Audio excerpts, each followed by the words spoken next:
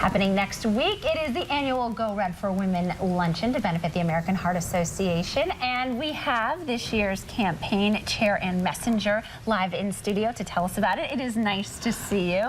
Thanks, Lisa. Great to see you again in red, especially. Oh, yes. Got to support the American Heart Association. And, you know, we talk about it, and sometimes I think people don't realize that heart disease is the #1 killer of women, and we just can't get the message out there enough times because so many people have been impacted by heart disease. And, you know, it's just devastating when it hits you or your family. And there's this really great event next week for women here in Central New York. There is. We're having a luncheon on October 24th.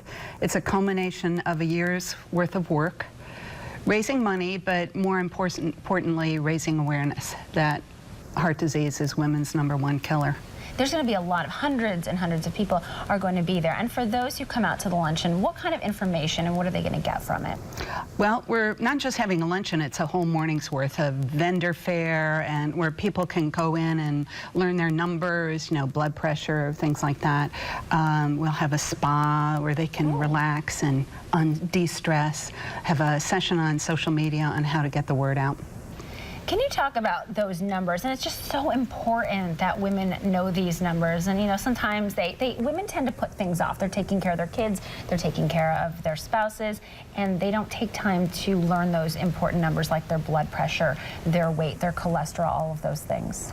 Those are the important numbers. A tough number is waist size. There's a number that something like 35 inches that your waist should not go above. That's very hard for a lot of people. But a big number is that 80% of heart disease for women is preventable, which is astonishing, through two simple things, diet and exercise. So if women want to get tickets to go to the lunch, I know you and I are both going to be there and we're really excited about it, so we hope that more folks come out. How can you get tickets? You can go to, let me think about this, and I'm looking off camera, Syracuse, tell me.